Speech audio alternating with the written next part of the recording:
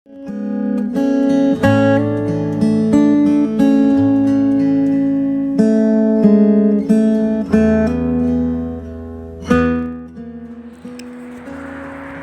malam ibu-ibu KWJ Maranatha yang terkasih. Mari kita bersama-sama meluangkan waktu sejenak untuk merenungkan sabda Tuhan melalui saat teduh pada saat ini. Sebelum kita mengawali dan melanjutkan acara, mari kita berdoa. Bapa di surga, kami bersyukur pada malam hari ini kami mendapatkan kesempatan untuk merenungkan firman-Mu. Kiranya Roh Kudus berkarya dan menuntun kami semua, sehingga kami mendapatkan pencerahan, mendapatkan air kehidupan dari Tuhan sendiri. Di dalam nama Tuhan Yesus kami berdoa. Amin. Ibu-ibu yang terkasih, kita bersama-sama akan membaca bagian Alkitab dari Markus 10 ayat 46 sampai 52. Lalu tibalah Yesus dan murid-muridnya di Yeriko. Dan ketika Yesus keluar dari Yeriko bersama-sama dengan murid-muridnya dan orang banyak yang berbondong-bondong, ada seorang pengemis yang buta bernama Bartimeus, anak Timeus, duduk di pinggir jalan. Ketika didengarnya bahwa itu adalah Yesus orang Nazaret, mulailah ia berseru, "Yesus, anak Daud, kasihanilah aku." Banyak orang menegurnya supaya ia diam, namun semakin keras ia berseru, "Anak Daud, kasihanilah aku." Lalu Yesus berhenti dan berkata, "Panggillah dia." Mereka memanggil orang buta itu dan berkata kepadanya, "Kuatkan hatimu dan berdirilah. Ia memanggil engkau." Lalu ia menanggalkan jubahnya. Ia segera berdiri dan pergi mendapatkan Yesus. Tanya Yesus kepadanya, "Apa yang kau kehendaki supaya aku perbuat bagimu?" Jawab orang itu, "Rabuni, supaya aku dapat melihat." Lalu kata Yesus kepadanya, "Pergilah, imanmu telah menyelamatkan engkau." Pada saat itu juga melihatlah ia.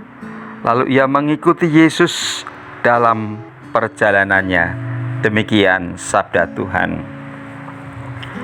Ibu-ibu yang terkasih, bacaan ini pernah menjadi bacaan khotbah di dalam bulan keluarga beberapa minggu yang lalu. Tetapi kali ini saya tidak akan menekankan mengenai soal mujizat yang terjadi, mengenai kesembuhan yang terjadi, tetapi lebih menekankan tentang langkah iman yang dilakukan oleh seorang yang bernama Bartimeus. Apa atau bagaimana respon Bartimeus? Ibu-ibu yang terkasih, Yesus sedang di dalam perjalanan. Dia tiba di Yeriko untuk satu upacara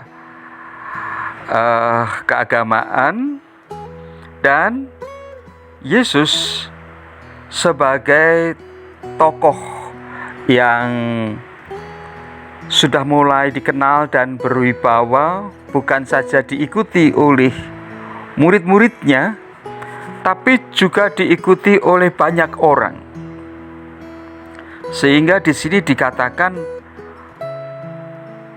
selain bersama-sama dengan muridnya, juga ada orang banyak yang berbondong-bondong. Ya. Jadi begitu banyak rombongan yang mengikuti Yesus.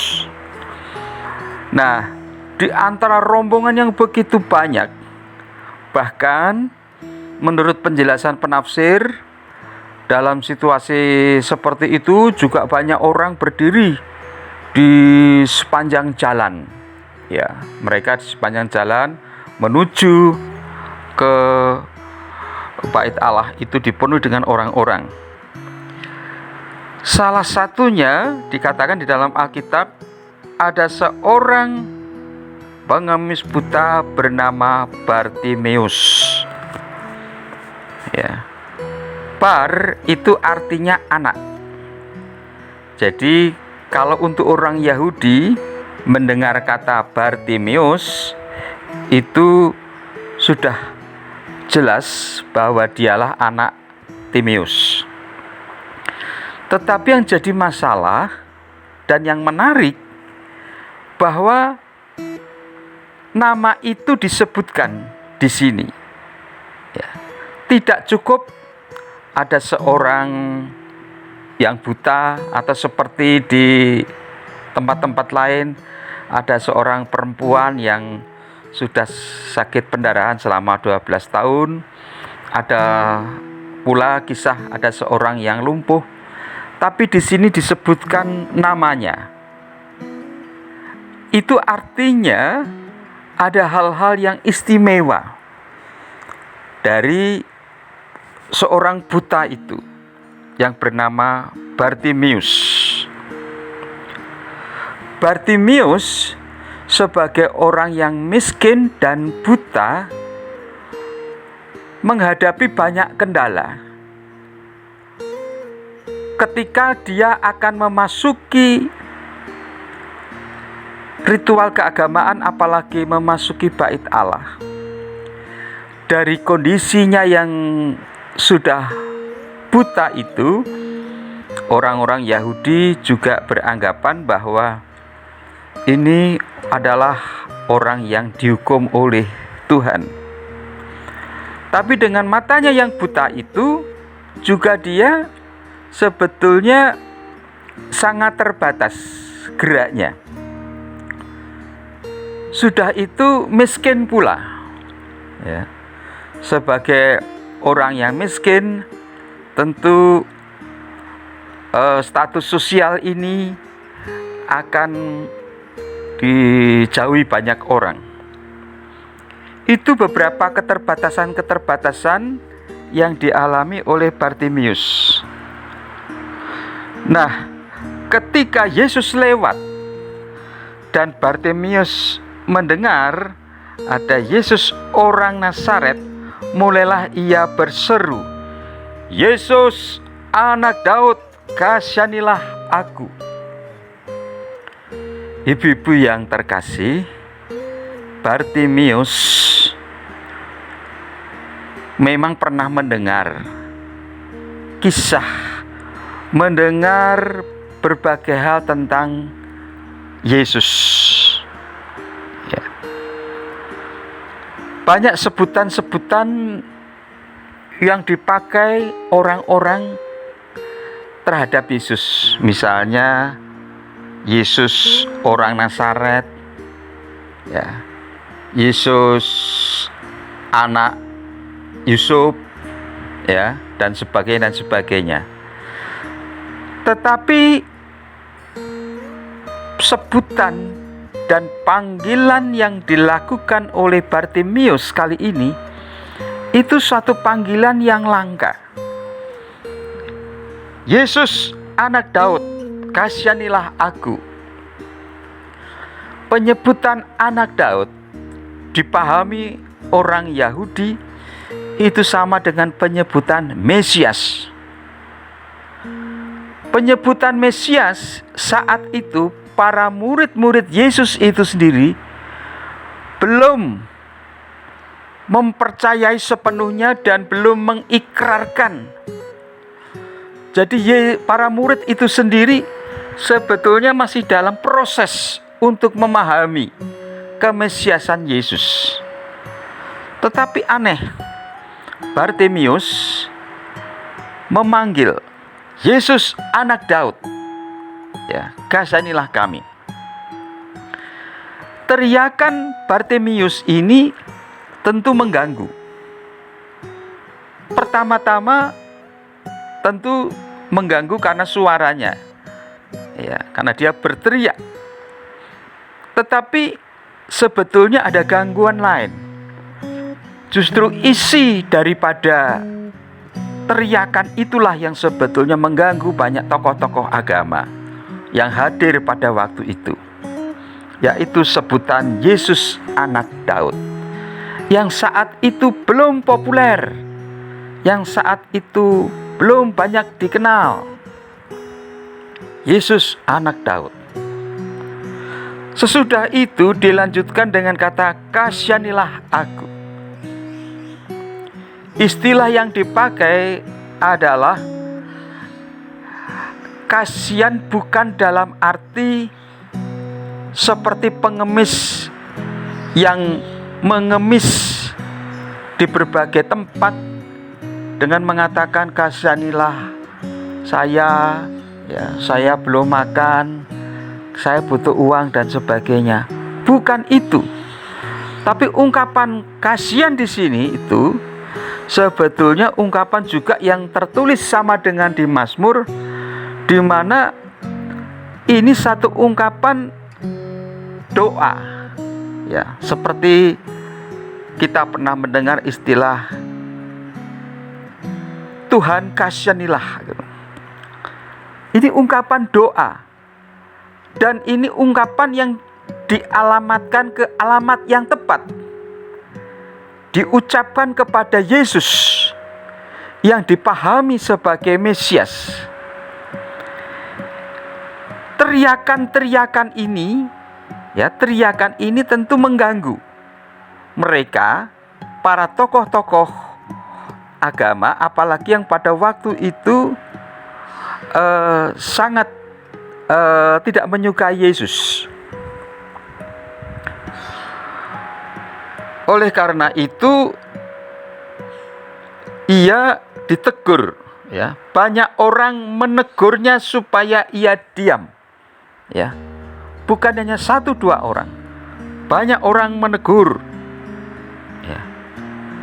Tetapi ketika Bartimeus si buta dan miskin ini ditegur, bukannya dia malah takut dan patah semangat, tapi justru dia berani, ya, berani mengungkapkan apa yang dia yakini, apa yang dia imani, ya, karena dia yakin bahwa Yesus itu adalah Mesias, ya. Karena itu dia berseru, bahkan bukan hanya berseru sebetulnya. Bartimeus ini mengulang-ulang pernyataannya. Anak Daud, kasihanilah aku. Diulang-ulang, ya, terus diungkapkan. Karena dia begitu yakin, dia berani menyatakan imannya. Ibu-ibu dan saudara yang terkasih, banyak orang ketika dia melihat situasi yang mulai tidak kondusif, dia mulai takut untuk mengungkapkan imannya, ya. Misalnya ketika biasanya dia mengungkapkan entah doa, entah apa, di situ ada kata-kata Yesus, ya, Tuhan Yesus, lalu dia tidak berani lagi menyebut nama Yesus, ya, supaya bisa diterima dengan baik. Tetapi sebaliknya, ibu-ibu dan saudara-saudara yang terkasih, kita juga sering mendengar bagaimana para olahragawan yang telah berhasil, misalnya para olahragawan yang memenangkan di Piala Thomas dan beberapa penyanyi artis yang berhasil, dia dengan berani mengungkapkan berterima kasih kepada Tuhan Yesus yang telah menyelamatkan. Ini sebetulnya pernyataan iman, ya, pernyataan iman.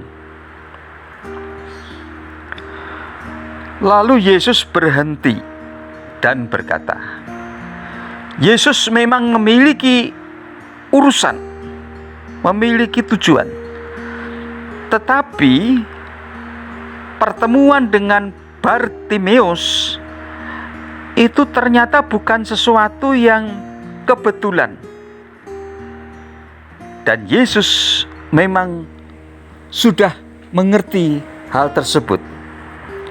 Yesus menyatakan, panggillah dia. Lalu beberapa orang memanggil orang buta itu dan berkata kepadanya, kuatkan hatimu, berdirilah, ia memanggil engkau. Setelah Yesus memanggil, orang-orang sudah tidak lagi menegur, tapi mengatakan, kuatkan hatimu, berdirilah, ia memanggil engkau. Ketika itu ia menanggalkan jubahnya. Bartimius menanggalkan jubahnya. Ia segera berdiri dan pergi mendapatkan Yesus. Ada beberapa orang yang mengungkapkan, ya karena tergesa-gesa lalu jubahnya dilepas. Tapi di sini bukan soal tergesa-gesa, karena memang dia sengaja menanggalkan jubahnya. Dan mengapa jubahnya itu ditanggalkan? Dan apa arti jubah pada saat itu? Ibu-ibu, saudara-saudara yang terkasih, jubah yang dipakai Bartimius itu sebetulnya jubah tertentu yang sering dipakaikan juga kepada orang-orang miskin. Jadi ingin menunjukkan inilah orang-orang miskin yang perlu dibelas kasihani. Jadi dengan jubah itu justru keberadaannya bisa diterima, keberadaannya menjadi jelas. Dengan menanggalkan jubah itu sebetulnya Bartimius melepaskan hak-haknya sebagai orang miskin.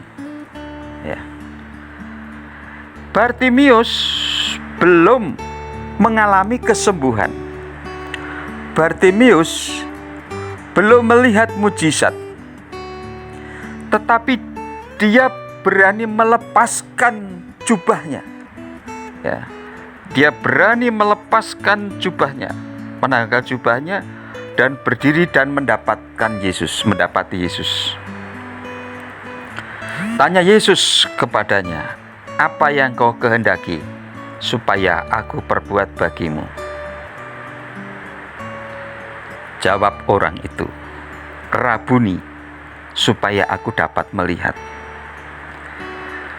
Bapak, Ibu, dan saudara yang terkasih, istilah Rabuni itu juga istilah lebih khusus. Tidak sekedar rabi, tidak sekedar guru, tapi ini guru yang betul-betul datang dari Allah. Dan ini berani diucapkan dengan tegas oleh Bartimius, Rabuni, supaya aku dapat melihat. Rabuni percaya bahwa Yesus mampu menyembuhkan.